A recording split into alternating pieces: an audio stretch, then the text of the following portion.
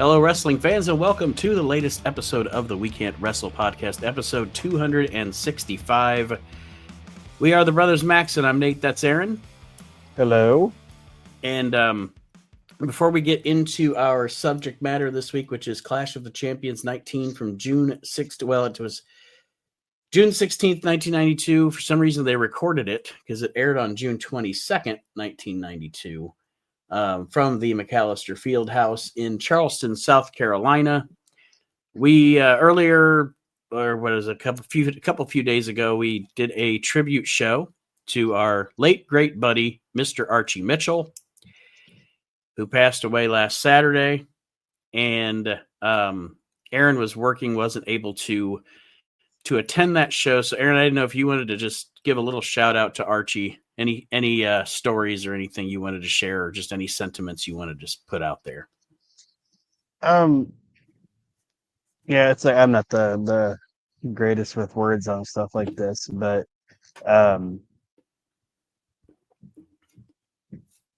as like somebody to talk to about wrestling and everything like this on the shows and everything like that, he was always a pleasure to speak with and talk with, and was never, how do I say it, like just a very kind-hearted man. And and I talked about when you talk to him. Sorry, I didn't mean to cut you off. No, that's but okay. It's like if he wouldn't be on the show for like 2 weeks, 3 weeks, and then we got on there and started talking again, it's like we had talked yesterday. Yeah, you know what I mean. And he was just always, like I said, very, very positive, upbeat, friendly, and just a kind-hearted person. And the main thing I'll say about him is anytime we would the best thing about him was, and I shouldn't say the best thing about him, but like the off recording things, like we were just talking as pals or whatever, him talking about his family and his sons and his grandkids and everything like that. Like he loved his family very much, and I feel for his family. And something I mentioned on the tribute show that I would sit here and just sit back in my chair and have fun with and enjoy. You're a bit of a ball buster, and Archie liked to ball bust back. I like to sit and listen to you guys bust each other's balls. I thought I got humor out of the no eyelash or no eyebrows.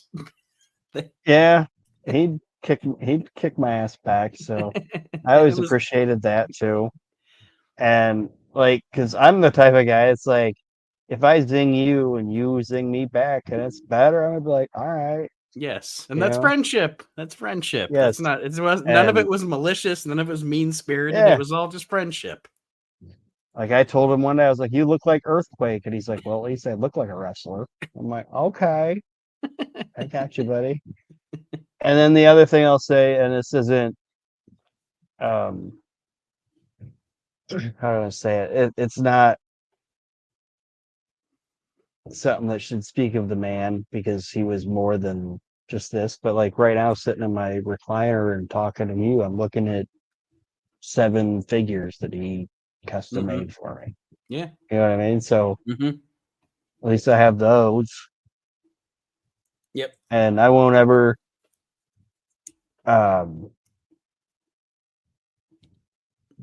try to even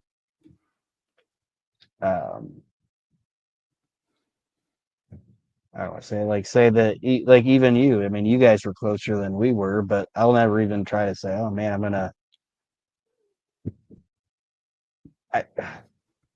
try to figure out the right way to say it. Like, I can't say, oh, I'm gonna miss him more than like what his family will, if that makes sense. Right. Like, I can't. Yeah, definitely. He was a friend, and we knew him for, I don't know, how many years? The beginning of the We Can't Wrestle podcast is what, 10 years? Yeah, Oh, it's that long. I've known him. We pretty much have known him since 2018. So yeah, about 7 years. 7 years. And So yeah, and he retired. He retire. He gets to posthumously get. We retire at least that version of it, the trivia trophy. He gets to retire as yes, the trivia champion. yeah, And yeah, but Archie was a great dude, and we're gonna miss him a lot. And to be and honest with you, he's gonna be on my I'm just gonna say it right now. He's gonna be on my ballot for the We Can't Wrestle Hall of Fame. it's so funny that you say that because I was just thinking that the other day. I'm gonna nominate him for the Hall of Fame. And he's going automatically in. Yeah. All right. So yeah, we've decided that right now. There's not going to be voting. Yes. We're just going to put him in. So Yes. stay tuned for that, ladies and gentlemen. So God bless you, Archie. Rest in peace. We're there for your family, and we're going to miss you a lot. Yes. Now, getting to the meat of the matter, if you will. June 1992, Clash of the Champions 19. I do not have a lot of notes on this show. I don't either. It just, I don't know, kind of an inconsequential show, really. Yeah. I do have the Wayback Machine, though. All right. You have the Wayback Machine, and I have something else I wanted to bring up after that. I actually don't have any guesses for you this week for June of 92. I just don't have any guesses. So I'm going to find out with everybody else. I couldn't think. I was just like spring of 92. I can't pinpoint any movies or songs this week. Okay. Well, which one do you want first? Songs or movies? Let's do movies first. All right. The number one movie in America at this point, and I think it's gonna. I haven't jumped ahead too much, but I'm assuming it's probably gonna be gangbusters for a little bit. Is Batman Returns? Okay, good movie. Like, yes.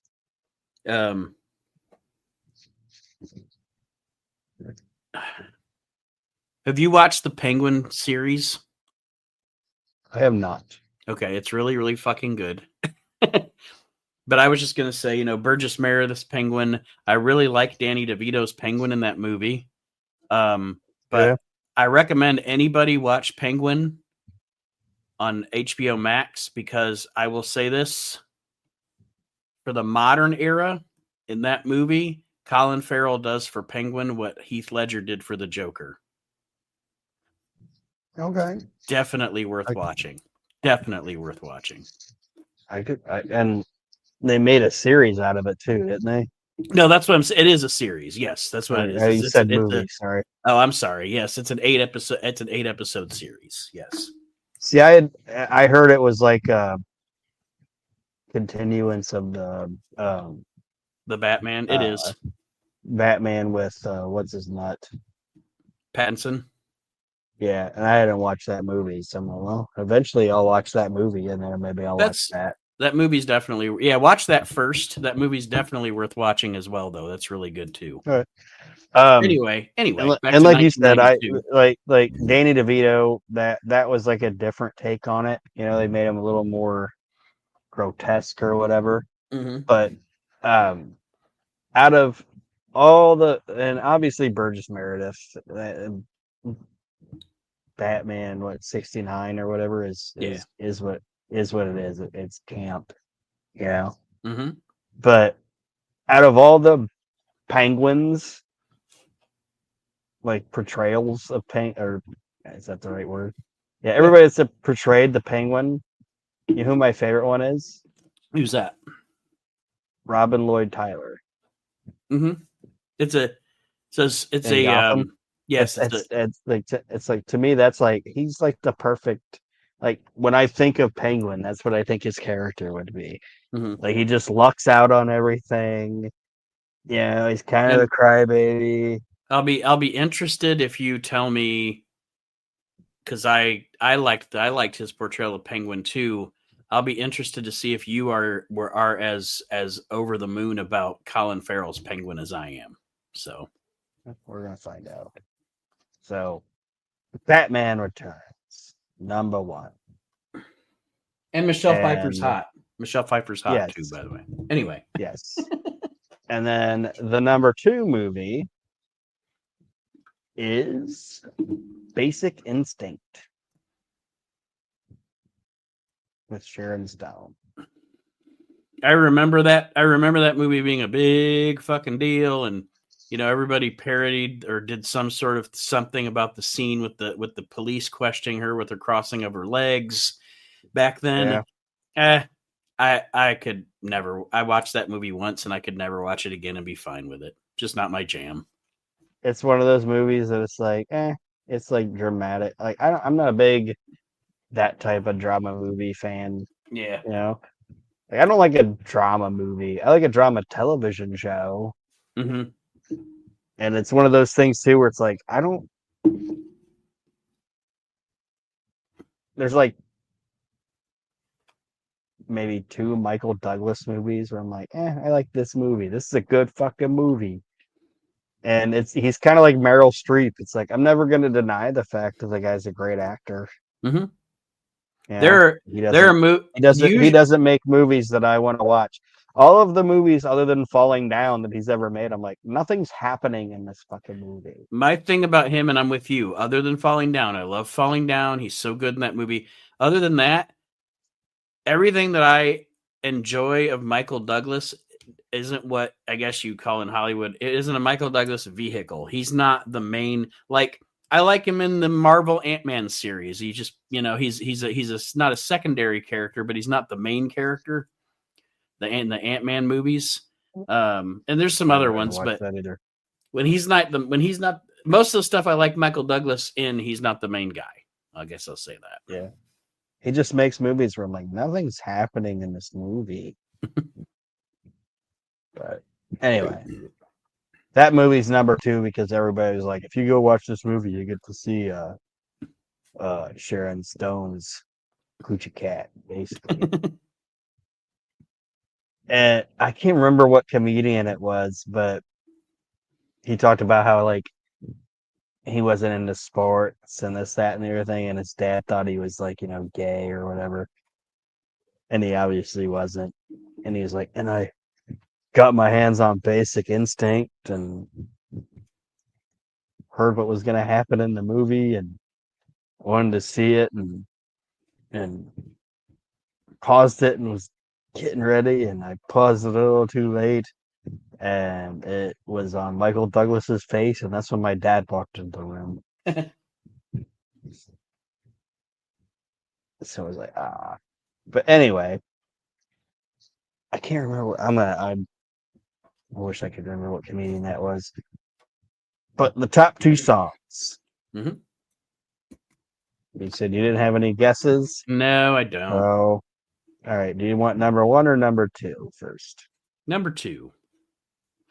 Number 2 is Under the Bridge by the Red Hot Chili Peppers. And if you weren't alive in 1992, you don't understand how much that song got played. Buddy. That might be one of the most played videos in MTV history, when MTV obviously was still what MTV was. But me as a 13, 14-year-old, I remember. I mean, you could see that video at least once an hour. They played the fuck out of that video. Yeah. And then the number 1 song at this time, so this would have been playing when like the Malenko brothers pulled up, like they pulled up in their Escort or whatever they rented, would be Crisscross Jump. Oh, wear your clothes backwards. The Mac Daddy make you jump. And that song got played also a lot.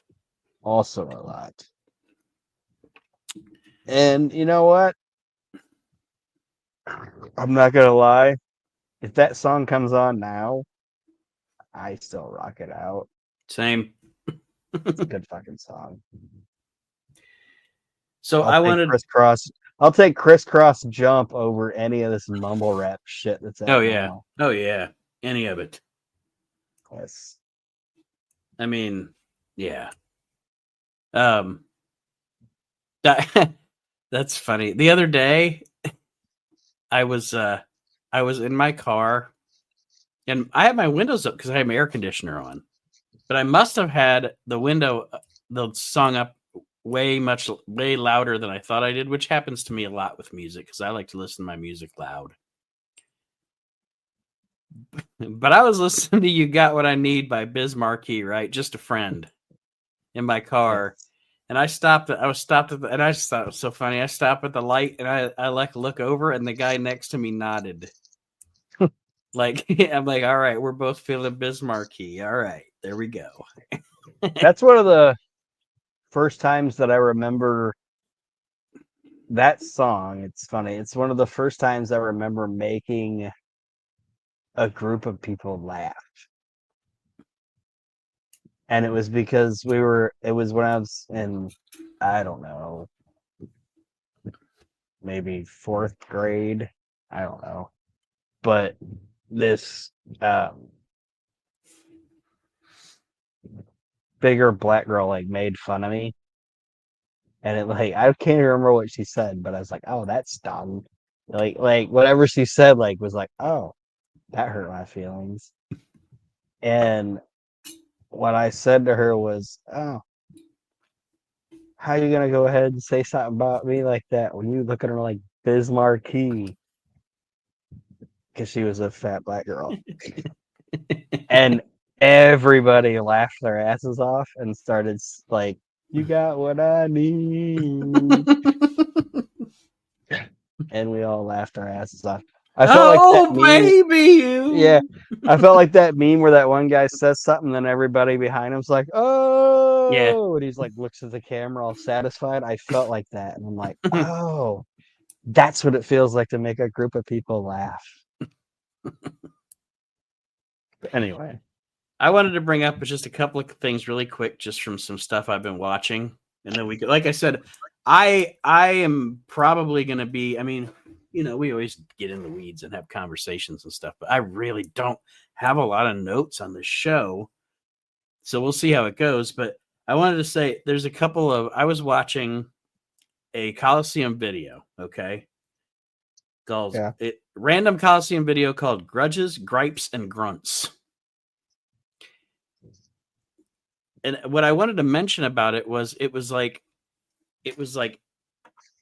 you could tell that this thing was recorded in the interim between around the time Ric Flair was going to leave WWF and WrestleMania 9. Okay? Because there were yeah, there were a couple of things on there that I noticed.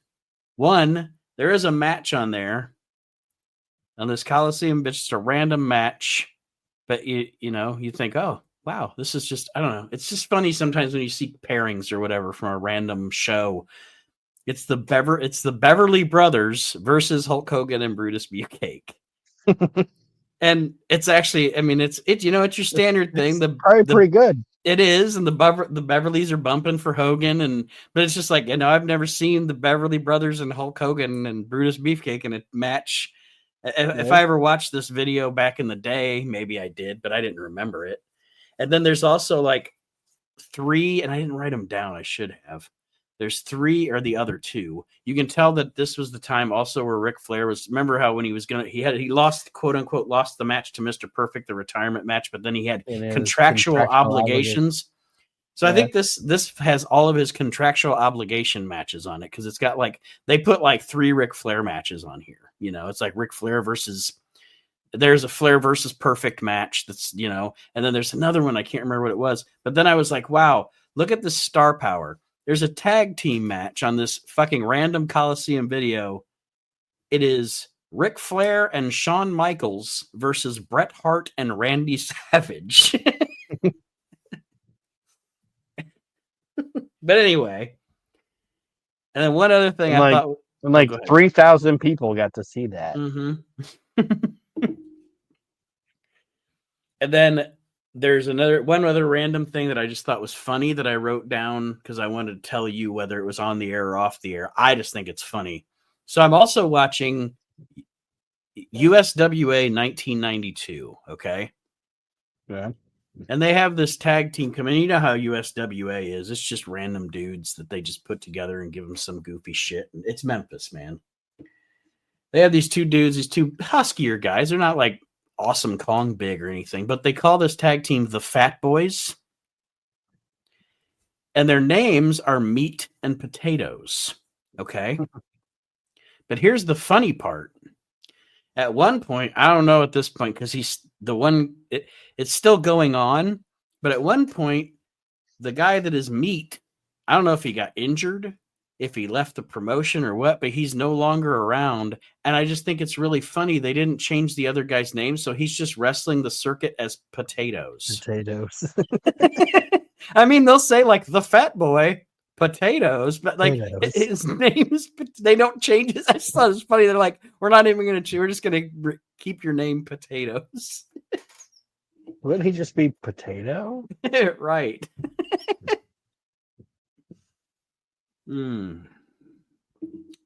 I thought it was funny. It is funny. Fucking wrestling. Fat Boy Potatoes.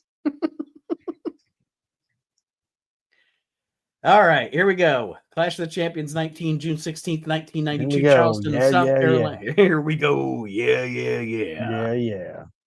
McAllister Fieldhouse in Charleston, South Carolina. We've been talking about it for a few episodes now about when he was going to be coming in to become the director of wrestling operations for World Championship Wrestling. Bill Watts is here. I already heard Jim Ross twice during the show mention the stupid top rope rule. Hate the top rope rule.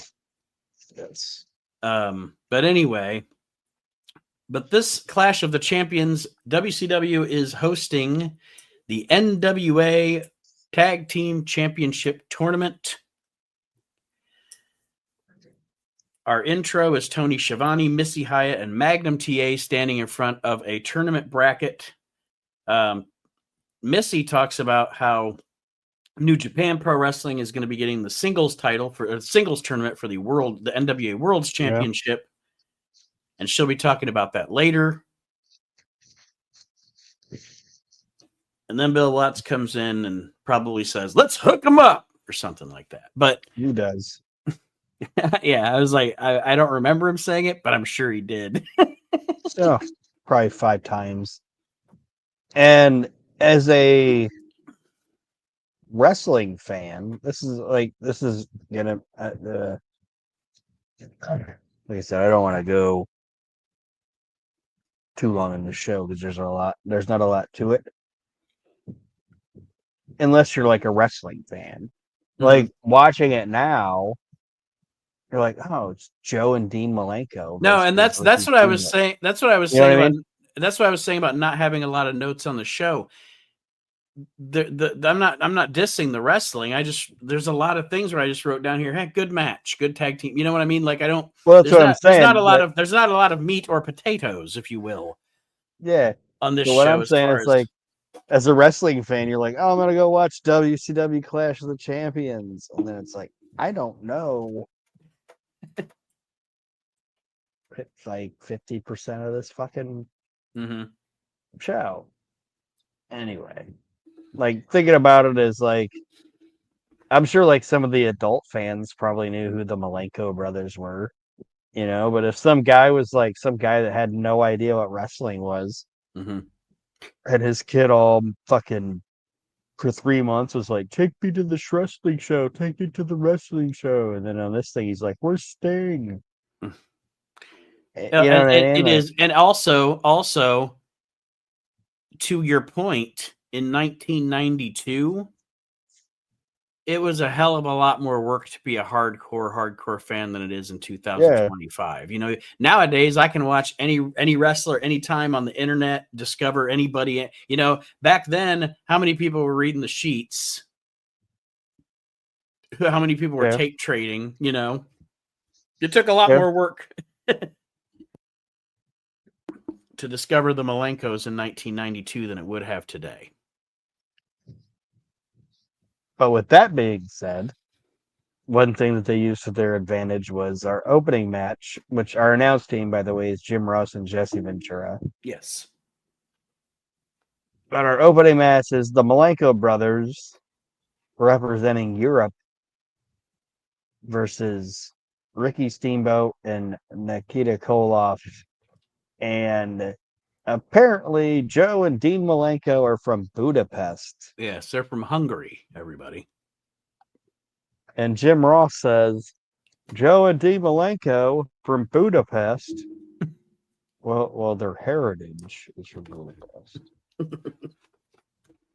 Like, I don't know if he was just like, this is stupid that I'm saying these guys are from Budapest, or if like And he was told to say their heritage was or whatever. Yeah, he knew it was goofy. And one of my notes that I do have written down here, right, shortly after he says that, he also said, that's where he mentions, and remember, the top rope rule does not apply in the NWA. And that's when I thought to myself, oh, that fucking top rope rule is here.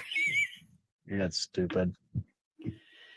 But anyway, the other thing I wrote down here did you notice during this match, I don't know if they knew each other and they decided to ham it up or whatever, but did you notice that Dean and Nikita like played it up like they were in a feud in this match? Like they had moments where they would get like fired up against each other on the outside and like jaw jacking each other, across the ring. And I don't know if they knew each other and they were just doing that just, Well, Dean had been around forever. Mm-hmm. Well, not for, you know what I mean? Mm-hmm. Like the Malenkos were, I mean, how many people did Boris train? You know what I mean? Right. So, yeah. I mean, fucking Dean Malenko was a referee in WWF. I know Nikita wasn't in WWF, but like Dean was a ref there. Dean was the guy that demonstrated the fucking rocker dropper in the Chuck Austin trial. Chuck Austin trial and all. Yeah. Like by the time Dean got to WCW, it's like that guy had a career before he even got there. You know what I mean? Yeah. And then Joe actually was a fucking decent worker, and he got to show it with Steamboat like in the first 5-6 minutes of this match. Mm-hmm. You know what I mean? So yeah, I mean the match itself, it was good. It wasn't as good as I thought it was gonna be. There were some clunky spots in it, but I enjoyed the match. And of course, the finish comes with Nikita Koloff pinning Dean Malenko after a sickle. And like Aaron said, I liked the match. I thought this was a good match. Good tag team match. Yeah. How could it not be? Everybody in it is good, Like I always say about Koloff, I am not a big Nikita Koloff fan, but it's not like I'm like, oh, Nikita Koloff sucks. Nikita Koloff's just not my, you know what I mean? There's wrestlers that they're good wrestlers. They're just not somebody that I seek out or really am that big on. It happens. Yeah. Like that's why I always like to clarify that with Koloff. When I say I'm not a big fan, I don't want people to think that I don't acknowledge that he was good. You know what I mean? That's not what I'm saying. He's just not I'm not a big Nikita Koloff fan. It just is what it is.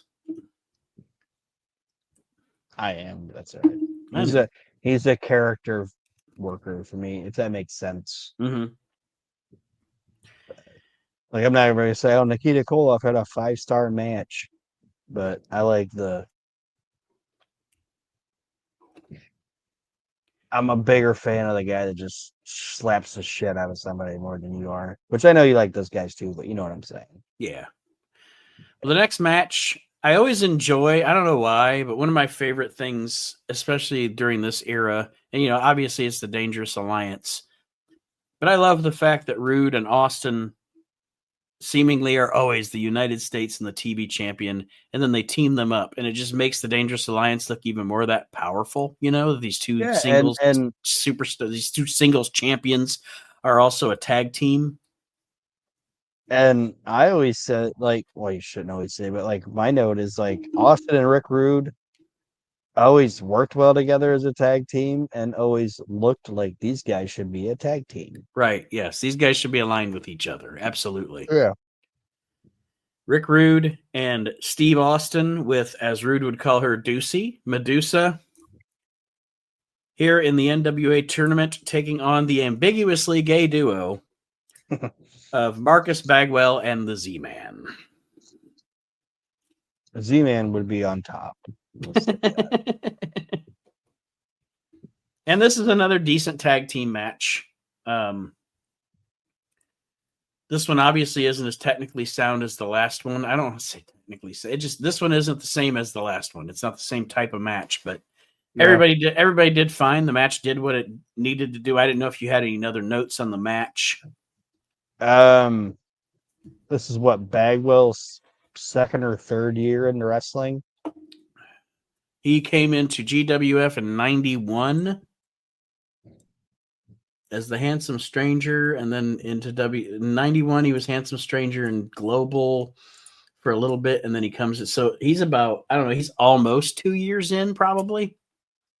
So he's a year in a WCW, right? Pretty much, yes. Because he hasn't been declared Rookie of the Year yet, because the last Clash we did, PN News was Rookie of the Year.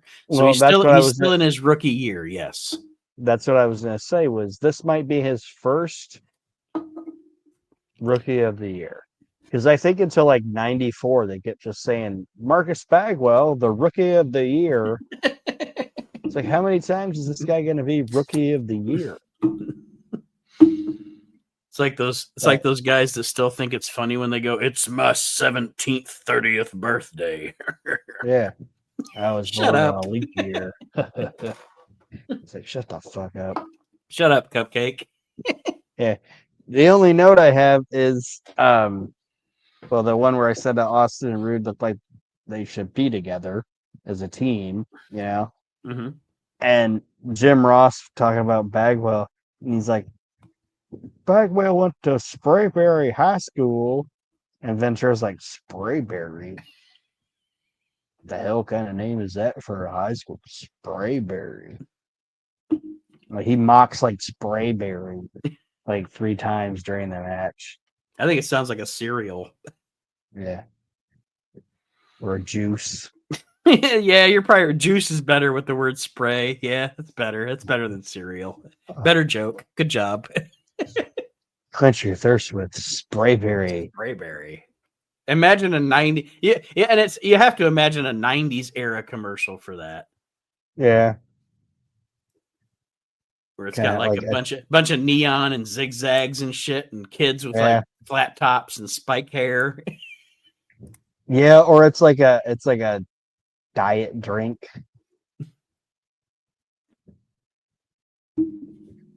Just Sprayberry. Sprayberry. Does your man think you're fat? Does he not care anymore? Try Sprayberry. Get it at Kroger right next to the Diet Right. Right Cola, that doesn't exist anymore. I don't think so. Does it? I don't RC Cola does. Yep, RC Cola does, and it still tastes like paint thinner too. Yeah, I saw RC Cola at the Dollar General. Like RC Cola tastes generic. That's the only way I can describe it. Oh, yeah. It's campground pop. That's one of the few things I'm a snob about.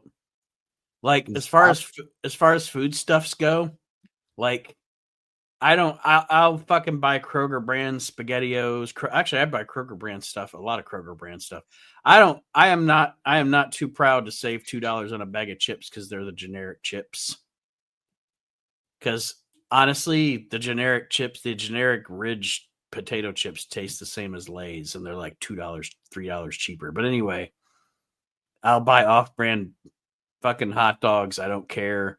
But man, I just can't. I have to have name brand pop. Like, off-brand pop. I won't buy cheap pop, and I'm unlike you. I won't buy cheap chips. You won't buy cheap chips? I can't. Yeah, I'm trying to think of something else. I'm a pop snob. I won't buy cheap toilet paper either. Oh no, yeah, I don't know, no way. I want to wipe my ass with something that feels like a pillow. None of the rough stuff like that guy says in Clerks. Yeah, no, none of the rough. It's got the rough stuff in there. You got, no, the girls with the big titties back there. I fucking love that guy. Shit. All right. Then we get Rude pins back. Chulies. Yeah. Chulies gum. Chulies gum. Give me some Chulies. Rick Rude pins Buff Bagwell or Marcus Bagwell for the win in this matchup. And then I laughed out loud at this fucking thing. Eric Bischoff interviews Doc and Gordy. Gordy and Doc. You got to listen to Reliving the Extreme to get that joke. But he interviews Dr. Death Steve Williams and Terry Bam Bam Gordy. And they ran over some Puerto Ricans. Well, first, they're not even talking about that yet, I don't think. But I love how they're supposed to be facing the Australian team. And Gordy's like, who cares about a bunch of Australians? Yeah, they haven't ran over the Puerto Ricans yet. Sorry. And then they spoiled it. They talk about who cares about Australia. And then they say they moved, nobody cares about the Australians. Everybody's come here. Everybody wants to see the match. Everybody's been talking about the Steiner brothers versus Doc and Gordy. Gordy and Doc. And I don't know if you caught it. You had to catch it. You didn't? What was it? Oh, at the end of the interview, he goes, Doc's going on about, and we talk about these guys and they're from Michigan, and anybody who's played the sports and wrestling up in Michigan, he goes, that all I can think about is a bunch of queers, and I can't even say it. It's like he said the word. You said queers. I think he was going to try. I think he meant to say. I think he queers and wanted steers to say and queers. Gear. I think he wanted to say gears because steers would be Texas. Well, no, but I was thinking he was going with the steers and queers because of Oklahoma and Texas, so he's thinking about Texas. I don't know if he got confused.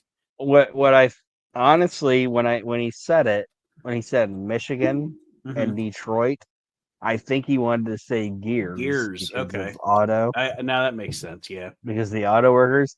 And I think he wanted to say gears, and I'm not going to say it, but queers. He just said queers. Queers. I'm not going to say it. Yeah, and queers. And Bischoff was just like, all right. Moving along. Yeah. Don't worry, in 4 years, somebody's going to say the N-word, so it's all right. It's okay. WCW, everybody. Yeah, Davey Boy Smith's gonna be audible saying he full on his fucking arse. Frickin' arse. WCW. WCW, everybody, as Chris Zellner would say. So then it's gonna be Doc and Gordy versus the O'Days from Australia. And I put down the O'Days come out to the most soothing entrance music I've ever heard. It sounded like background. It's not like the background music for like St. Ives soap or something. No, they came out to like the didgeridoo version of Tie Me Kangaroo Down. I think, wasn't it?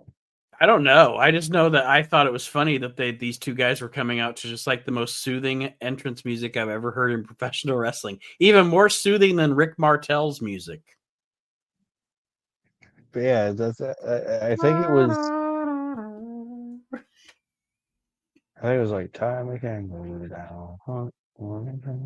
I don't remember what it was,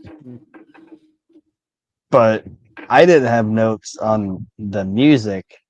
I had notes on Larry O'Day. Did you Wikipedia him as well? No. Oh. I put Larry O'Day looks like shit. Sorry, because he did. Like, and I gave him 3 other names. He could be Larry Mulday,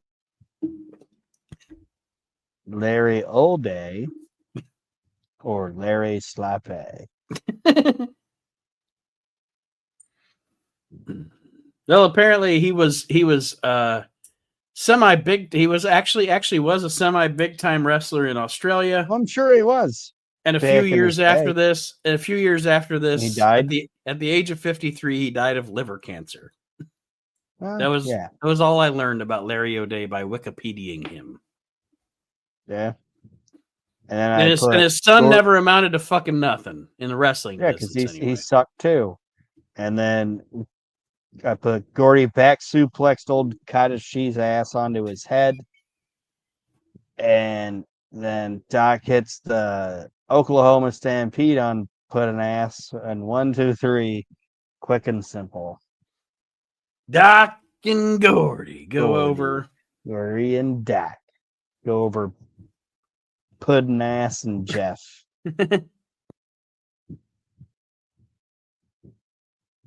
Larry O'Day looked like shit. I'm sorry. No, he did. And when I saw that he died at the age of 53, a few years from this, I think it might have been 94, 95. I thought he would have been 64 yeah, I thought, here. Yes. I totally agree with you. I was like, that dude was only 53? Jesus Christ, he looked like he was 62 here. God damn. Yeah. They must put the years on you living in Australia.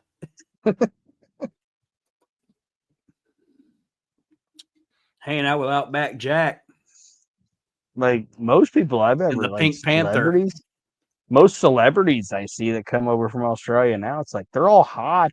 You know what I mean? Like, but not the wrestlers. When I see some hot chick, I'm like, some hot actress, I'm like, woo, look at her, and then I look her up, it's like, oh, she's from Australia. You know? Mm-hmm. Like, oh, isn't one of those isn't one of those like spray tan airbrushed guys in WWE from Australia now? One of those guys. I'm sure a few of them are. No, I'm talking about like what is Grayson Waller? Is he Australian? I don't know, or Grace. I don't think Grayson. I think he might. Grayson Waller's not airbrushed, man. Grayson Waller's awesome. But hold on. Yeah, I'm not a fan. Those pretty stupid guys, I think, are. Oh yeah, Pretty Deadly. Yeah. Yeah. Anyway. Waller's Australian. Okay. Oh, that dude's money, man. Yeah, I'm not a big fan. Not a big fan. Oh, you give him some time, that guy's gonna be fucking. And maybe he'll be like Miz. Remember, I didn't like the Miz. I know, and I told you Miz was money. And then he grew on me. You know me. I'll admit when I'm like late 5 years from now, I'll be like, yeah, you were right. Grayson Waller's fucking heat magnet or whatever. He's good. Waller's money. But I don't like him right now. And when Theory comes back and he's healthy again, they're gonna do some shit. Don't worry about it. The next thing on this show we're watching from 1992, Jesse Ventura. Those pretty stupid guys suck. I hate those guys. Yeah, I'm not a big fan of them. I'm not a big fan of them either. Jesse Ventura interviews the WCW champion Sting. And we had the return of Vader. The tuxedo. Oh, the tuxedo. And it's got matching face paint. I didn't even put 2 and 2 together. The tuxedo's back. Yeah. It's like, ow, tuxedo's back. Like, why is he wearing a tuxedo? He's like, I'm bringing it back. Like, there's no reason for Sting to have a tuxedo. Porch monkey. Back to another Clerks movie. Apparently, I'm into Clerks tonight. I'm into meat and potatoes and Clerks. But yeah, Jesse interviews Sting. They show footage of Vader beating up Sting on a recent show. making Sting look vulnerable. But he says, as the champion, he is ready for Vader. He's ready to face that challenge. And what I wrote down here was, goddamn, WCW is lucky that they had Vader right now, because with Flair being gone and Luger being gone, and I know you got Rude. I know you have Rude and you have Austin, but they're doing other things. Like, unless you were going to bring one of them up, there is not a lot of heels for the champ to be working with in this company to be a top heel right now. You know what I mean? Vader came along at just the right time. Yeah. And they're also, and I know you're not as big of a fan of them as I am either, but, or not either, but as big of a fan as I am of him, but they're really lucky to have Steve Borden and not have him want to jump ship. Yep. You're right. Oh, you're absolutely right. Because Steve was... No, and this era from in the early 90s is my favorite Sting anyway. So I'm not gonna argue that point at all. He was at his best during this time. Absolutely at his best. Because if you don't have Sting, what do you got? Mm-hmm. Like, to me, honestly, and God bless him, he had a long, fruitful career, and he was a big name in wrestling, and I'm not begrudging any of that. But to be honest with you, from probably 1990 to 1994, that's the most interested I'm ever at with Sting in his entire career. After that, whatever. He's around, you know. And I know, again, big name. TNA used him as a big name because they could have him as a big name, and that's awesome. But yeah, it's like this era of Sting, and then I like Joker Sting in TNA. But yeah, and I'll say this about when you said like 94, like 90 to 94, he was the best guy for that position. Mm-hmm. And what I'll say this, as a businessman, like when Hogan showed up, he was just like, you know what? I'm going to be the second highest paid guy in this company. From everything I knew, he got paid even more than Flair when Flair came back. Yeah, fuck it. Let Hogan be the top guy. He wholeheartedly let him have the fucking headaches. He wholeheartedly make my fucking money. He wholeheartedly took the Randy Savage approach to Hulk Hogan. Because Randy Savage did the same thing. Randy Savage was like, I'm just going to hook myself to this fucking guy and ride the wave. And Randy Savage was better than Hogan. I'm not saying he wasn't, but I'm saying is Sting was better than Hogan too. From a business standpoint, Randy Savage was like, yep, I'll go ahead and be number 2. That's fine. Yeah. Second banana, he'll give. Keep paying me. And Sting was like, fuck it. Just pay me. And then Savage went to WCW and was like, yep.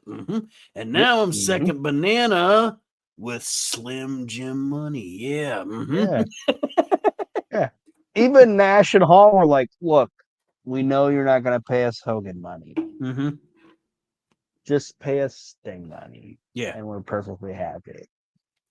And Sting's like, pay him Sting money. I don't give a shit. I don't give a fuck. Am I still getting Sting money? Cool. Hell yeah. Just keep paying me. Well, after the Sting interview, Jim Ross and Jesse Ventura hype up the Great American Bash pay-per-view upcoming. And then we get a really good tag team match. Yes. It is Dustin Rhodes and Barry Windham, underrated tag team, versus Bobby Eaton and Arn Anderson, under acknowledged in history tag team. Yes. And I do hear there with Paulie, and there's that weird point where like the Dangerous Alliance, I don't think it's happened yet, but like the Dangerous Alliance is going to start kind of splintering off and breaking up. But I liked when Bobby and Arn were a team, and I obviously I like Paulie managing them. But I thought it was cool when they put Mike Hayes with them because That it is was like, that is oh, coming soon. That is coming here's soon. Arn Anderson, part of the Four Horsemen with Tully Blanchard. You know, Mm-hmm. like we're not going to acknowledge the Brain Busters or whatever. And then Mm-hmm. Bobby Eaton, who was part of the Midnight Express, and then Mike Hayes, who was in the Freebirds. So it was like the three best tag team wrestlers of the '80s are now a group. Like I thought that was cool. But Yeah. anyway, we'll get Oh there. no, I agree. I agree. Um, has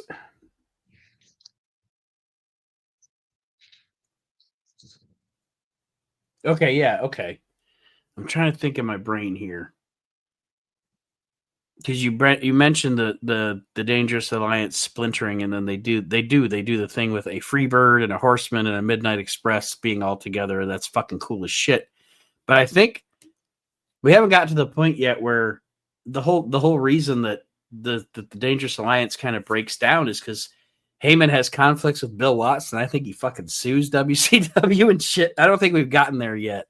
I No. don't think he's sued because he was gone before after the Midnight Express versus Midnight Express thing, but I don't think at that point he sued WCW.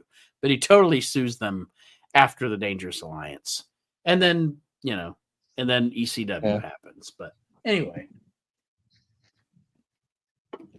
this Dustin and Wyndham versus Eaton and Arn match. Literally, I only wrote down this is a great fucking tag team match right here. Yes. It is. And Bobby misses the Alabama Jam, and Dustin ends up hitting him with the Bulldog, and it's 1, 2, 3. It was a very good, solid match. They And did that, Dustin but Rhodes. did you notice? And it's professionals, and they really did it well. But did you? They were a little out of position for that. Did you notice that Bulldog was a little too close to the turnbuckles? Like Yeah. I just know I was like oof oof. Eaton was like yeesh. But no, overall, great fucking match. Yeah. And it's crazy because Dustin's probably, I think Dustin debuted in 88, 87, 80, 88. 88, because he did Memphis.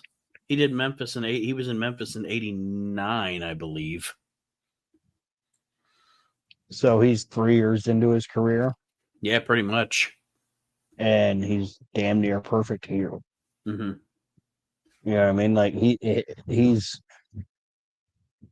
calling him the natural. He's like, meh, that might be one of the most spot on. You're not lying when you say it. Gimmick names. You know what I Yep, mean?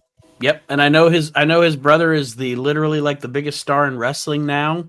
And God bless Cody, and I like Cody, but it took Cody a lot longer to be, you know what I mean? You know what I mean? Like Dustin was ducked to Yeah. water. Dustin was ducked to water. It took Cody a lot longer to find himself and to hone his skills and shit as a wrestler. And again, I'm not Yeah. taking anything away from him. I'm not a fucking wrestler. Some people take forever. Some people are Cody Rhodes and some people are Randy Orton. You know what I mean? Like it's just Yeah. and Dustin is a Randy Orton. Like just like you said, it's like he just was plopped out of the womb and knew how to fucking wrestle. Yeah. And some people are Dustin Rhodes, and some people are Manu. Right? Yeah, absolutely. Huh, this I guy's just watched sucks. I just watched the Night of Champions from the night where all the shit was going down with Benoit's thing, and Yeah. I watched Jimmy Snuka put over his son because it was Deuce and Domino against Slaughter and Snuka at that Night of Champions or whatever, and I Yeah. thought to myself, yeah, and again, we're not talking about the man Jimmy Snuka, we're talking about the performer and how over he was and how good he was in his era. It's Jimmy fucking Snuka, and then you look at his son, it's like, yeesh. Yeah. It is what it is, man. Some of it translates and some of it doesn't. Look how good Ted DiBiase was, and then his sons were both kind of I don't know. I don't want to shit on them. They weren't like awful, but like Ted DiBiase was Ted fucking DiBiase, and his sons were marginal professional wrestlers. Yeah, They weren't really that good. They weren't shitty or anything, but anyway. Ted Jr. didn't have a personality. He was a good worker who just had no personality. Turns out they're all bastards, but Yeah. we try not to focus on that here if we can. Because then it's like, man, I can't talk about the wrestlers I like because it turns out they're sons of bitches. They're all bastards.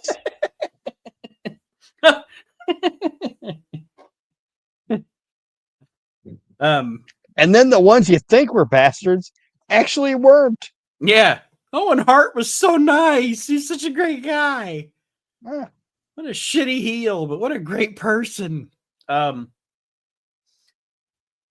we get Eric Bischoff and Missy Hyatt back talking about the injury to the Puerto Rican team. Missy talks about the NWA title, the singles title being determined in Japan, and how I think she talked this at this point. They talk about how some of the Dangerous Alliance guys are going to be in that tournament. And then Gordy and Williams are back out.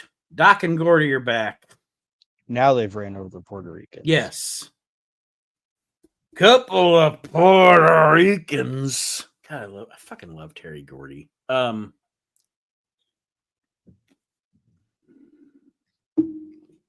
fucking love Terry Gordy. Can I say that again?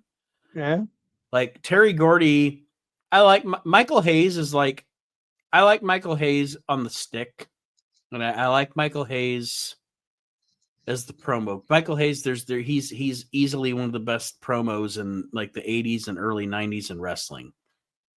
Whether you like him as a person or not, dispute that he's not a great promo, and I'll tell you you're wrong. Honest to God, if I'm talking Freebirds, Terry's my favorite Freebird, man. I fucking love Terry Gordy. I love him. Well, he's the whole package in it. Like he's the That's why I don't.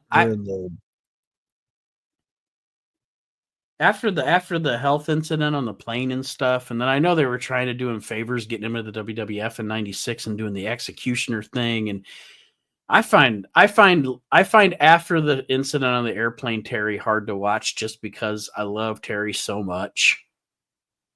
Yeah, and I hate to see him. I hate to see him not like whole ass Terry fucking Gordy. You know what I mean? Yeah, and he was what, like 15 when he got into fucking wrestling. Oh yeah. You look at pictures of Terry Gordy.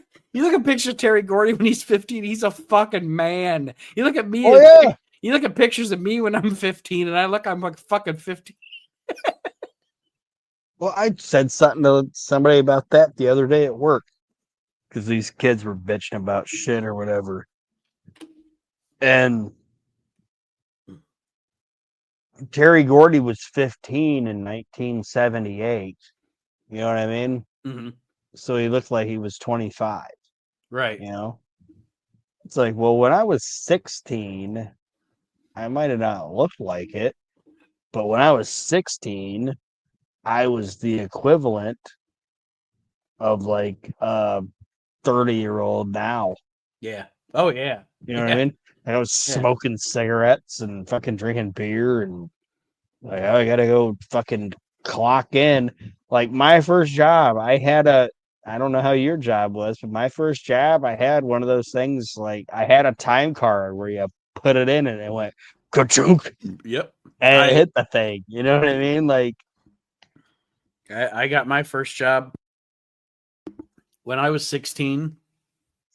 And it some of it might be upbringing. I had an actual time card. Oh yeah, me too. And you know what? I got my first job when I was 16 because our mother said, you have a car, but you can't drive it unless you have a job because you're going to pay for your own car insurance.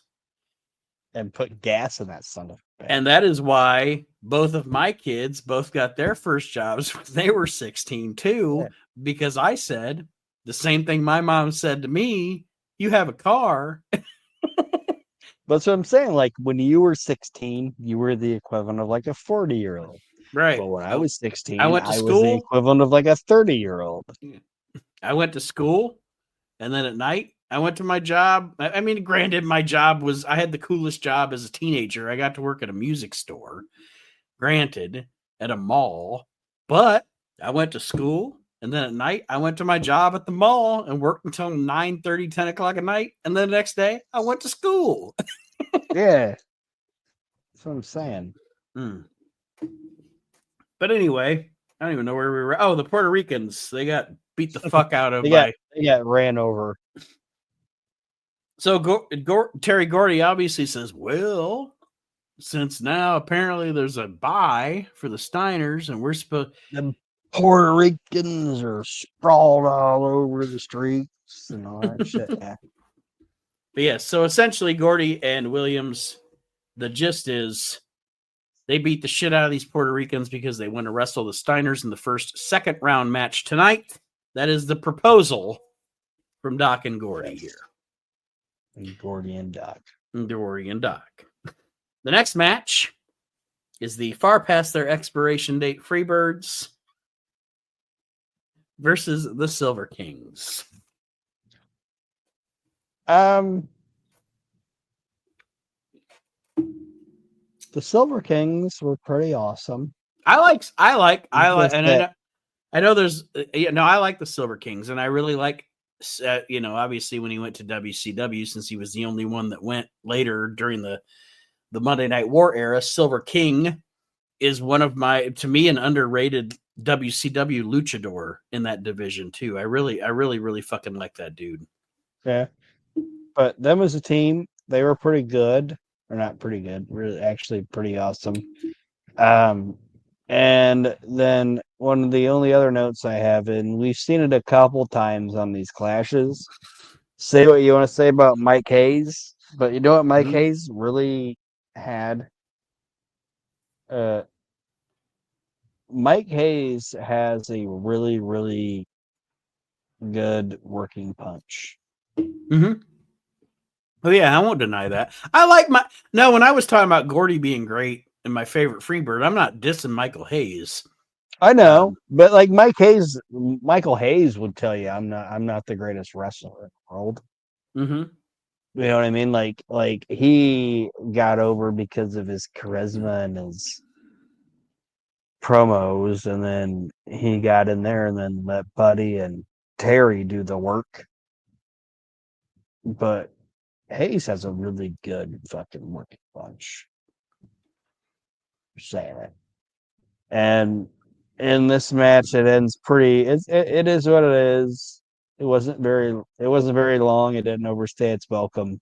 And Hayes gets a small package on Silver King 2 for the 1, 2, 3. And while we were talking about this match, talking about tag teams and blah blah blah, it reminded me. On this episode, I don't think I'll get to do all of them. I apologize. But I do apologize also on this episode for not bringing them up at the beginning. We talked about Archie, and then we got into the time machine and et cetera, et cetera. I didn't bring up Rigamus's comments from our last episode. Oh, okay. But talking about tag teams, remember last time that we did the Clash, we were talking about Eaton and Anderson and being two of the greatest tag team wrestlers of all time. I just want to bring up the last show, or during that show, I just wanted to acknowledge Rigamus did bring up his favorite best tag team wrestlers of all time. So here's your part of the show, Rigamus, this week. He says, agrees with us, Bobby Eaton, Arn Anderson, Ricky Morton, right. Obvious, yes, Ricky Morton, Tommy Rogers, yeah, Dennis Condrey. Okay. One I didn't think of that actually is right. I actually agree with this because he is actually he's not a really good singles wrestler, but he's a fucking fantastic tag team wrestler. Is Jimmy Del Rey? Yeah, kind of a deep cut, but I like it. Marty Jannetty, Tracy Smothers, Ole Anderson, and Shawn Michaels. Okay. I say solid list, but yeah, as we were talking about that, I was like, oh, you know what? We got caught up at the beginning of the show, and I didn't hit the YouTube and bring up Rigamus's comments, so I just wanted to acknowledge that and acknowledge that was a solid tag team wrestler list. Yes. One of my notes in the Silver Kings Freebird match is a conversation between Jim Ross and Jesse Ventura. So obviously Lucha Libre in Mexico is wrestling, right? Yeah. Well, Jim Ross says they call it Lucha Libre in Mexico. And Jesse Ventura wrestling. says, what's that mean? And Anyway. what's that mean? And Jim Ross says rough wrestling. Rough wrestling. Means rough wrestling. No, it doesn't. Speaking of Lucha Libre, and and we'll get through it quick. But did you watch Triple Mania? Triple Mania yet? Yes. Watching El Maestro Micro Man was amazing. And it actually, people can, and I watch a lot more lucha than you do. And people, obviously the snotty fucking WWE has AAA now. So this was actually probably the best Triple Mania in, I'd say, at least 5 years, because I watch Triple Mania every year. Yeah, they did a good job with Triple Mania. I thought that the only criticism I have, and we're not getting into the weeds. The only criticism I had was that they integrated in the Mega Championship match. I thought there should have been another like AAA guy. It was like a AAA guy and 3 WWE guys. Yeah. I don't know. Anyway, it's fucking whatever. It is what it is. I'm a guy sitting on his fucking couch. I like watching El Maestro, a little midget through the air. Oh yeah, that was fun, and it actually got like the highest YouTube views for Shows sports entertainment. It's like Scott Hall said, right? Everyone wants to call it the wrestling business until you start treating it like a business. Like a business, yeah. Michael Hayes wins this match with a small package. Tony Schiavone and Magnum TA are back on the Puerto Ricans. I put Tony and TA discuss the Puerto Ricans. And then, speaking of Puerto Ricans, guy who probably didn't like them, Ole Anderson. Yeah, he comes out and mumbles some shit, and then he leaves. Had to get himself. I don't even know what he said. I don't know. He had to get himself in his suspenders on the show. Yeah, he's one of my favorite guys. He's one of my. I'm busting balls here. It's I'm just saying I don't know what he said. Like, yeah, it was just Ole getting him. But and then we get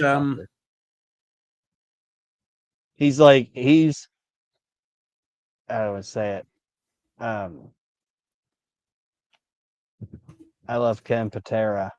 You know what I mean? And Ole to me is like a Ken Patera. Like I've always said, it's like you can't be an asshole and not funny. Yep. But you can be an asshole and be funny. Absolutely. And that's what Ole was. But anyway. Ole Anderson and Ken Patera are the epitome of funny assholes. They're the epitome of every older guy that I've ever sat next to at a bar and made me laugh because they said shit I would never dare to say out loud. Fucking dirty Puerto Ricans. And like, well, of course he's gay. He's a Mexican, right? Like shit like that. Yeah. That's funny stuff. So our next match on this show is Brian Pillman, Flying Brian, of course, at this point he's billed as, and Jushin Thunder Liger against Chris Benoit and Beef Wellington. Biff Wellington, who WCW decided to call Beef Wellington. Yes.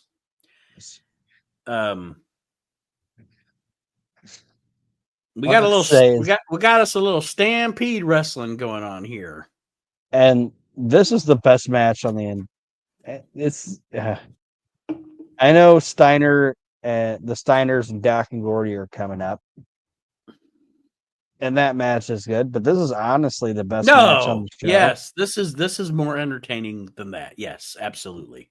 And Because I do have to say, is Beef Wellington maybe not the one of the greatest names ever for a fucking wrestler? It's a fantastic fucking name. and you And know what? do you? Actually, he was really good. He Like was. from the stuff that I've ever seen of him. I know he got a couple of tryouts with the WWF, and they just never pulled the trigger. And I'm not saying he's the equivalent of Benoit or Pillman or Owen, but out of that Stampede crew from the late '80s, early '90s, he's really actually a really good fucking worker. Like I will Yeah, not Biff was say good. Do you know the craziest fact of this thing is though? Or Hmm. I shouldn't say craziest fact. He died the same day that Chris did. Really. Yeah. Yeah, I did not know that.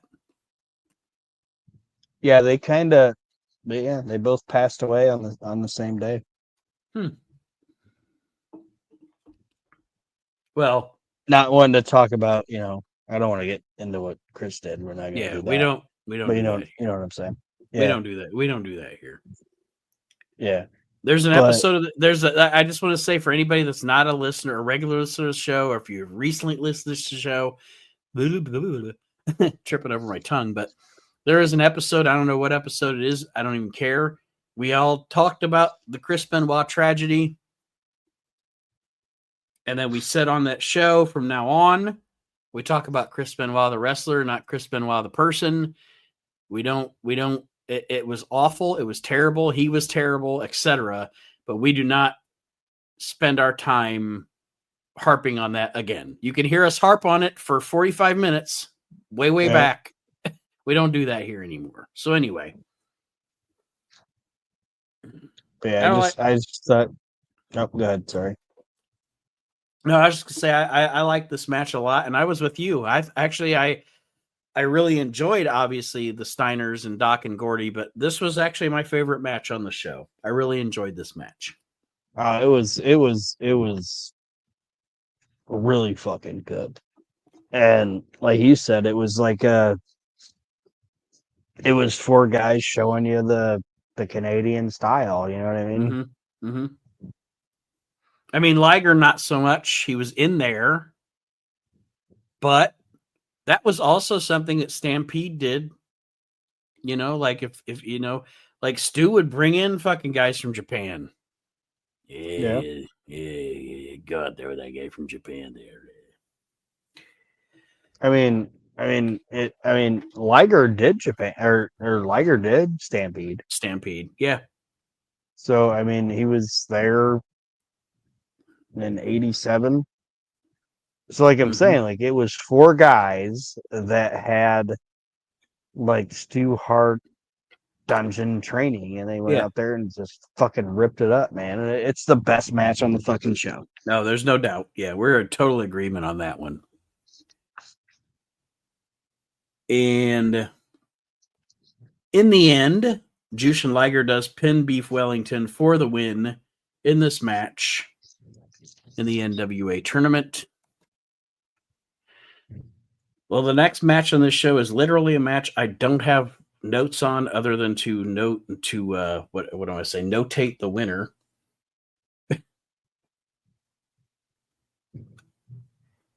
From Japan, It is Nogami and Hase against the Headhunters, who, according to Wikipedia, are Bob Cook and Joe Cruz. But they are representing the Dominican But Republic. according to Jim Ross, they're representing the Dominican Republic. And Joe Cruz might be a Dominican Republic type name, but Bob Cook definitely is not.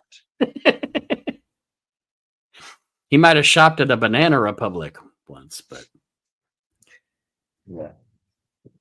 But the what I wrote down here, and I hate to, but I'm like, yeah, representatives from Japan. Hase and Nagami are definitely not Mr. Saito and Muda. I'm just saying. No.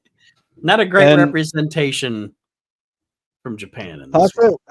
Hirohasa was good. This is like where I said like if you're going to see the WCWs in town, we're gonna, like, who gives a shit about this?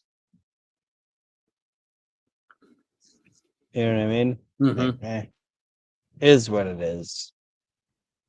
And I understand I understand they want to portray it as a worldwide tournament. I get it, from a promotion standpoint, but yeah, the match wasn't bad, but it didn't fucking matter.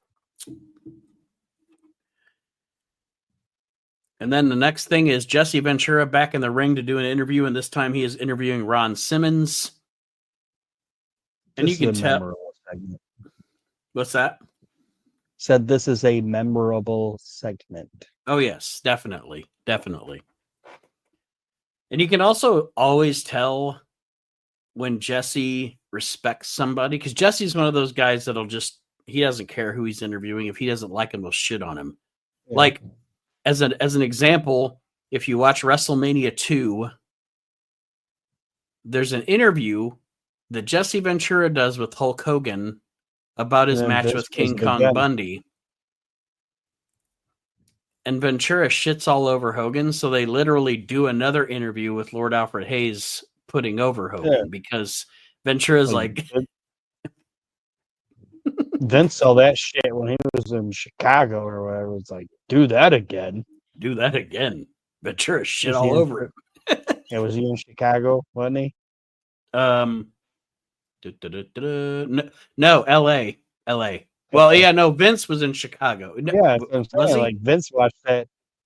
Yeah, because he commentate for he was with fucking one chick, Susan St. Cloud.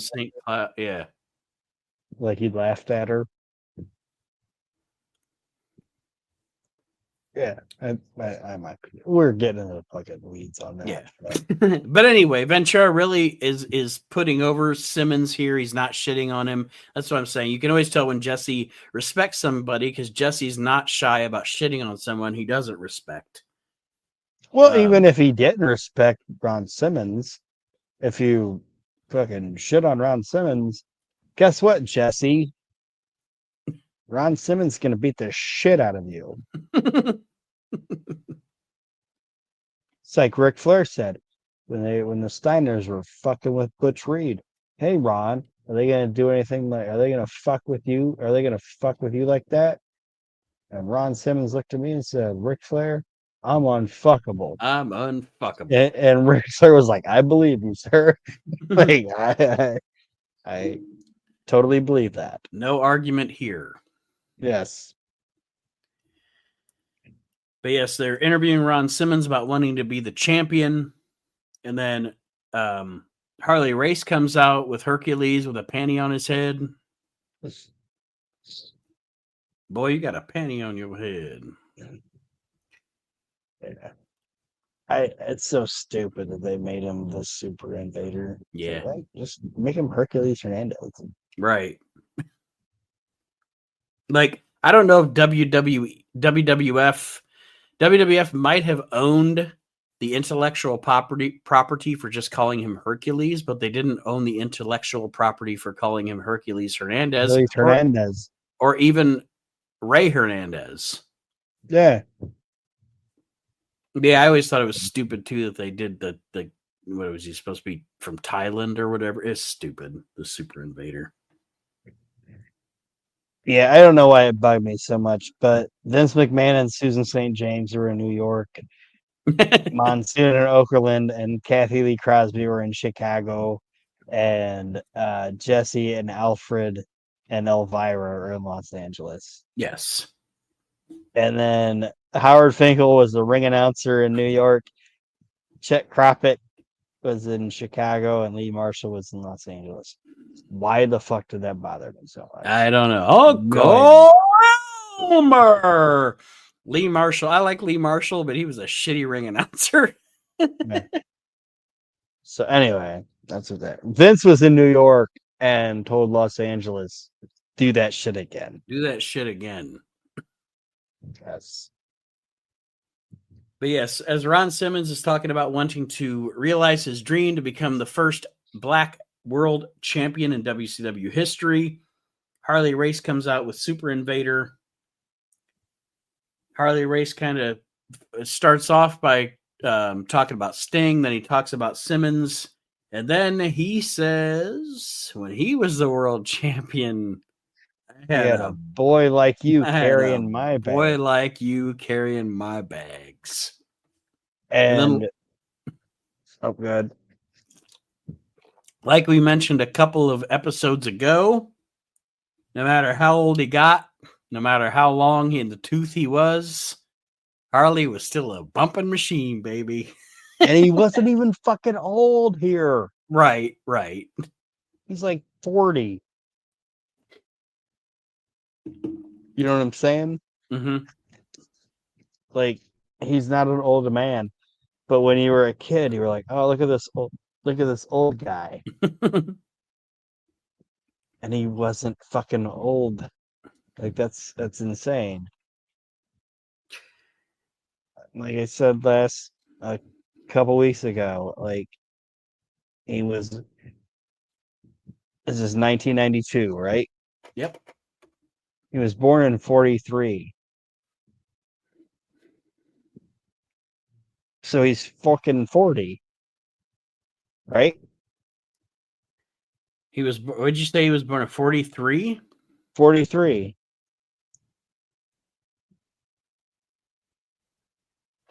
Whoops. And this was 92. God damn it. He was 49. So he's 50. But still. He's 50 fucking years old. You're 50. I'm 46. Shut up. Don't add Okay, years well, to me. I'm just saying. You're 46 years old, okay? You're in worse shape than Harley Race was when he was 50. Yep. Is what I'm saying. If Ron Simmons did to you what he just did to Harley Race, Kendall would be like feeding you with a spoon. You know what I'm saying? Yeah, and just to put another one in perspective, You'd be eating pudding cups right now because you'd be crippled. 92, and even I'm going to take I'm going to say 19. Let me see here. Oh, I'm sorry.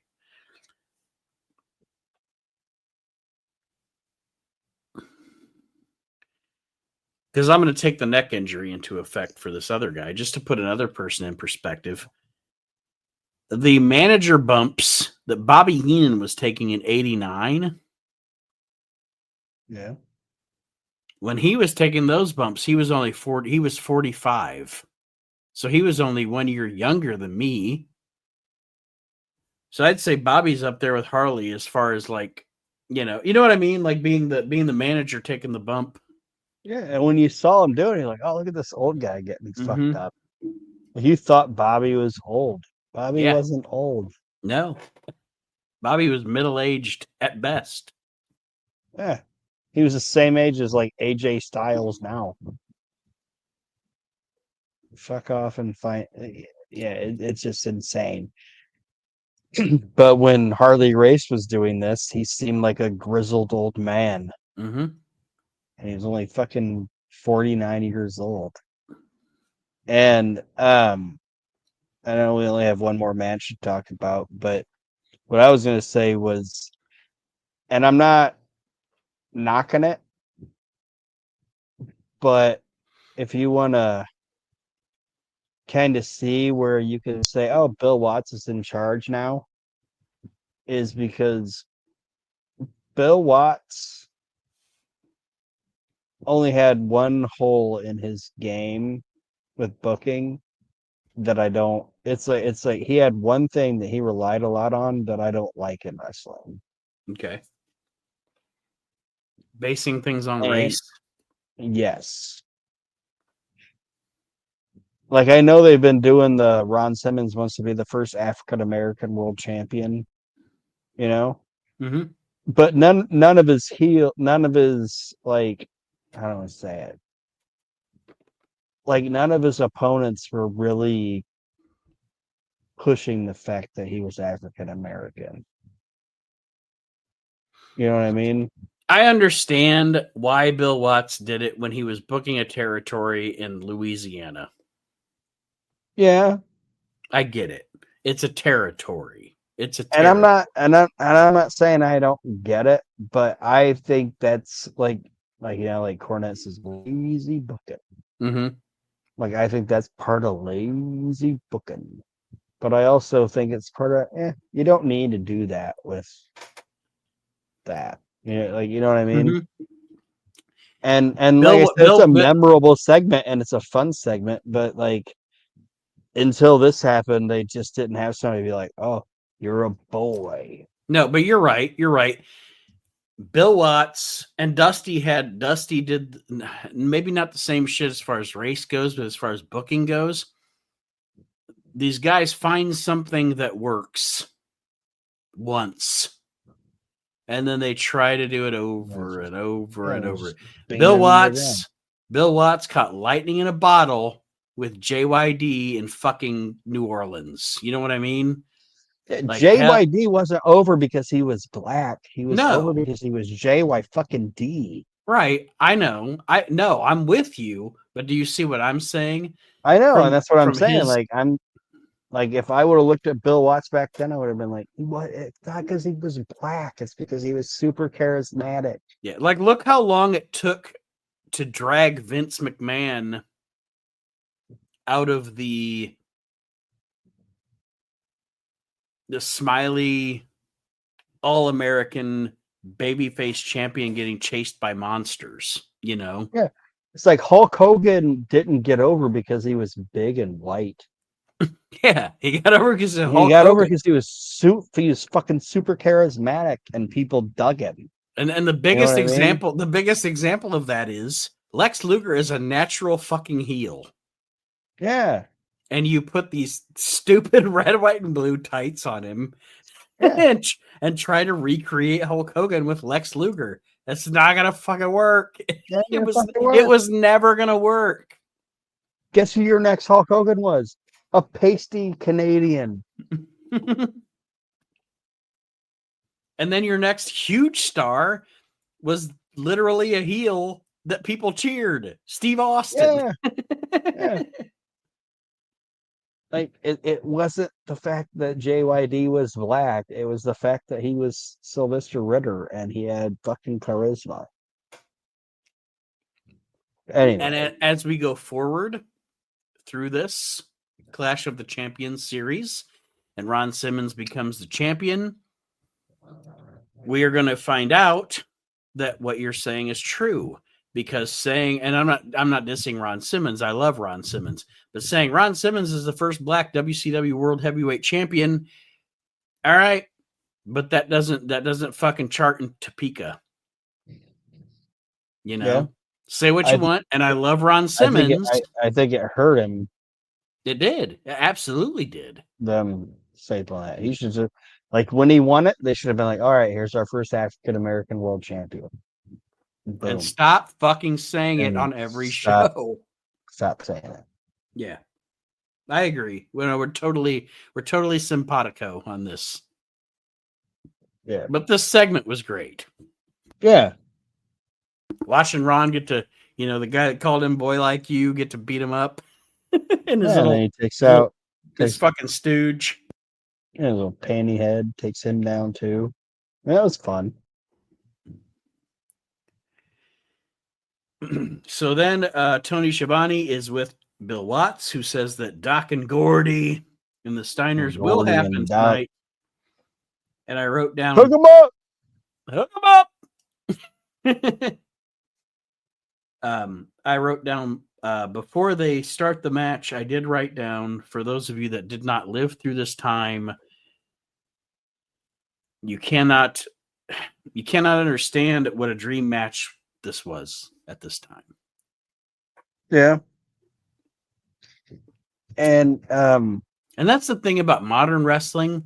Modern wrestling uses these cliches so much. You know what I mean? And it is what it is. I say all the time, it's a different business now. I try not to bitch about it because what good is that going to do? It's like the old guys that I would talk to in the 80s bitching about how it's not Bruno Sammartino anymore. The fucking shit moves on, man. Time moves on, and you can either move on with it or fucking watch old shit. That's what you can do. But like expressions like dream match and et cetera, get thrown around a lot now, weekly in wrestling. Yeah. This really was a dream match at this time. Like, holy shit, Gordy and Williams versus the Steiner brothers? Are you fucking kidding me? And these guys are going to kick the shit out of each other. Mm-hmm. You know what I mean? And I'm trying to think of like a comparison, like you were talking about, like modern wrestling. And it almost doesn't compare because the two guys I'm going to say are like, you know, well, these four guys are too, but it's almost like when in modern wrestling, and it wasn't a tag team match, but you were like, oh, we're going to have Bobby Lashley versus Brock Lesnar. Mm-hmm. Like, okay. Mm-hmm. Like, if this thing legit gets sideways, one of these guys is going to fuck the other guy up. Well, no, and I'll say this. It's like me. I don't know if it's ever going to happen. It's like me right now anticipating Brock Lesnar and Braun Breaker. Buddy, Yeah. that's the match I want to see. Right, I don't know if it's going to happen because this Lesnar deal might just be to have a match with Cena. I don't know because I know the whole thing with Lesnar's deal is I know that the reason he's back is because Cena requested him for one of his last matches. But even with Braun, it's like Braun isn't an MMA guy, right? No, I'm just saying as far as a match goes. As far as a match goes, I would love to see that match.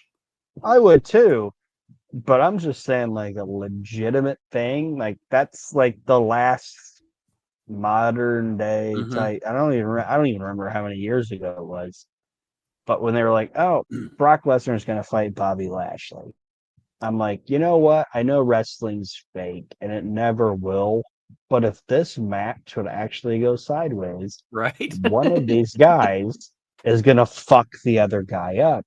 And I don't know which one will fuck the other one up. Right. You know what I mean? And you put these four guys in a ring, they're all professionals. But if it really went sideways, somebody might get salty. somebody might get fucking salty and fuck somebody up. So leading into that, I'm going to ask this question. Of the four, who do you think is the most dangerous? I know who I think is the most dangerous. But who do you think is? Of the four of these guys? Yeah. Scotty. I think it's Rick. Okay. I just think Scotty because of his temperament. I think that Scotty has Rick because he's just gonna fuck you up. Does what I'm saying make sense though about Scotty's temperament? Yeah. But I think Scotty might just be like, I don't know. Because Gordy's Gordy. Gordy is he's a big dude. It's crazy when I say this, but he's the least dangerous of all. He is. No. That's where I was going. He's a big dude and he's a badass and he's legit, but he's nice. He's a bar fighter. Yes, he's a bar fighter. And he's the best worker of the bunch. Let's be honest.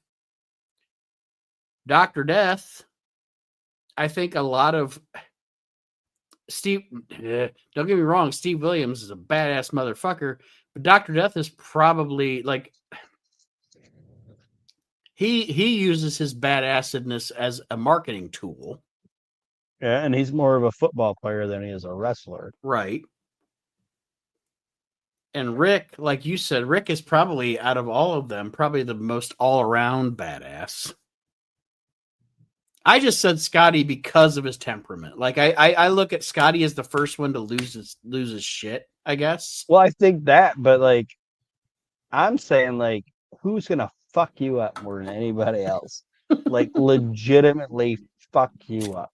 Like, I am gonna tear your shoulder Out of its socket. It's Rick Steiner. Yeah, you're right. He's the scariest one, and they're all terrifying. Just saying. You're the scariest guy out of all the scary guys. Yeah. Like, Yeah, the match is great, and I want to be the referee in this match. The match is great, and I really like the finish. Because they tell a story throughout the match of Scott Steiner's knee being injured, or what have you, maybe not injured, but sensitive during this match.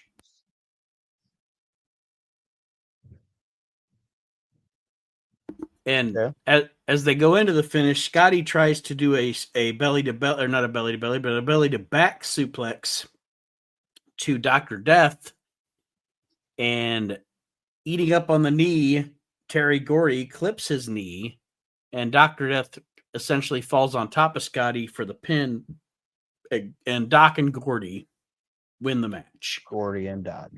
Doc and Gordy, Gordy and Doc. It's not really a fluke win. It's not really a dusty finish. It's just like,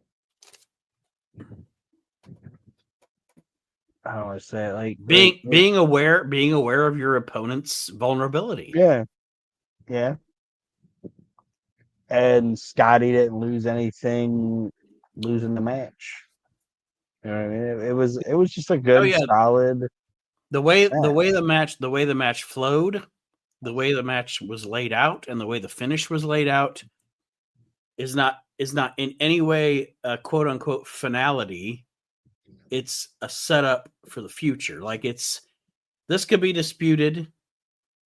These two teams were pretty much equal through the whole match, other than Scott's knee injury, but the heels, preyed on the babyface's injury to get the win. So like you said, it made nobody look bad. It made neither team look better than the other team. It just made both teams look good. Yeah.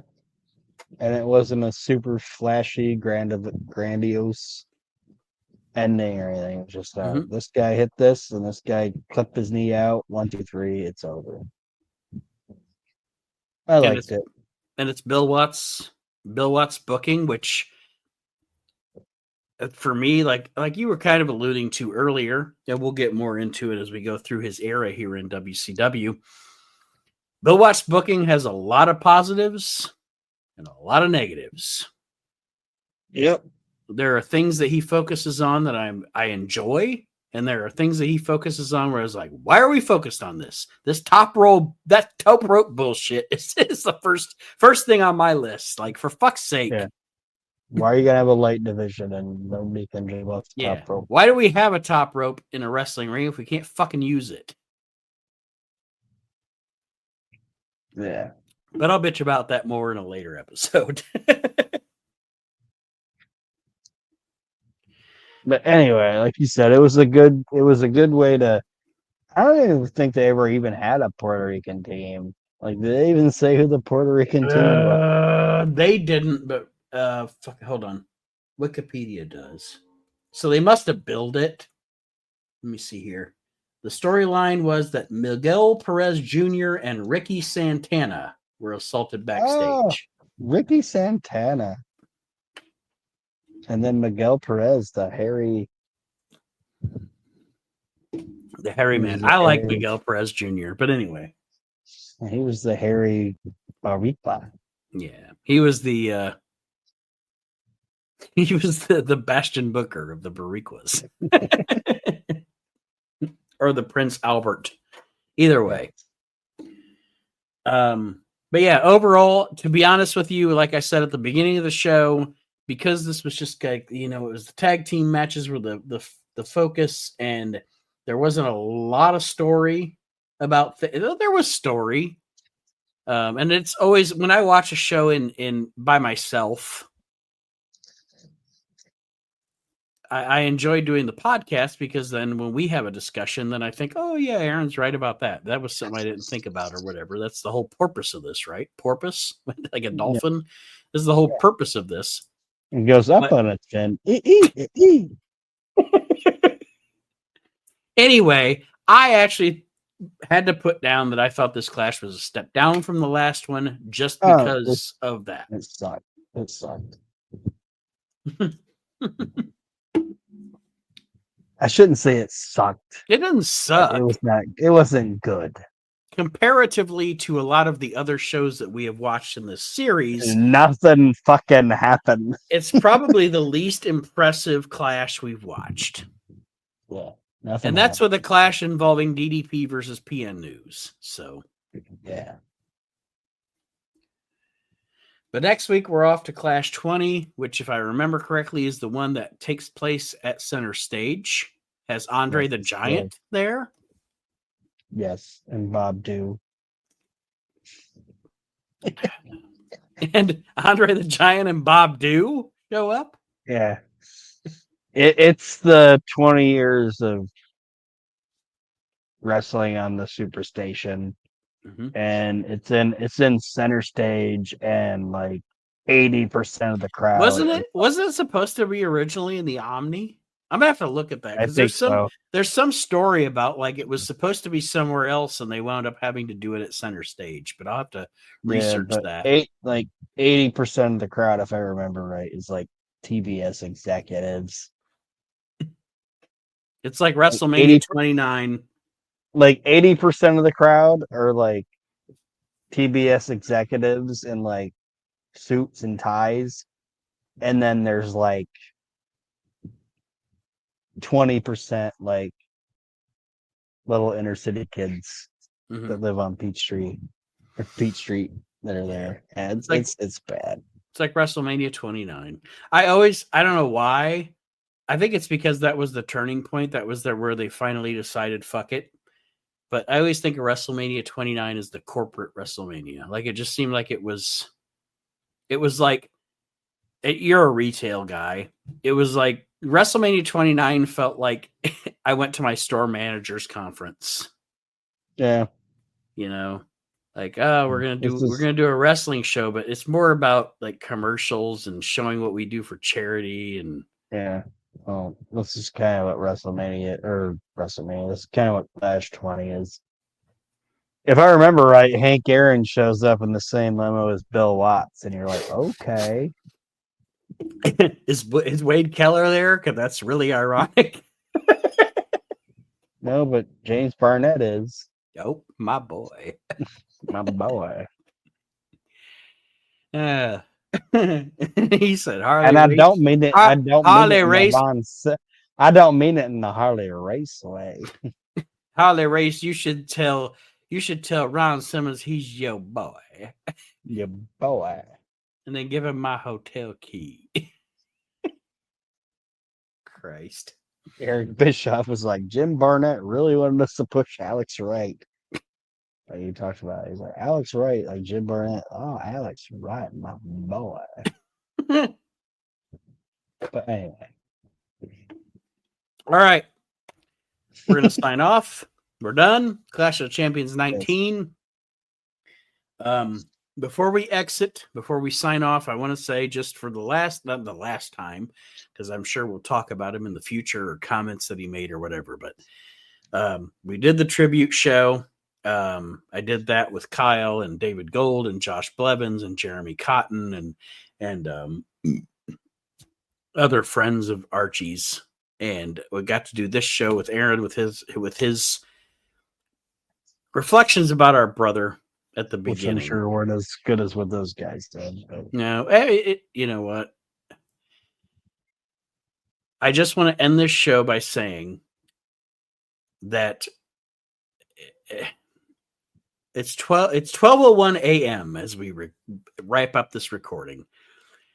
If this was any other day, any other month, any other year, probably in a half an hour, I would get a message from Archie because he was always my late night buddy.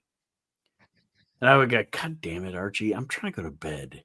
And then I would read it, and it'd be something funny, and I would laugh. And then this motherfucker would lure me into a half-hour conversation about something that I didn't even think about.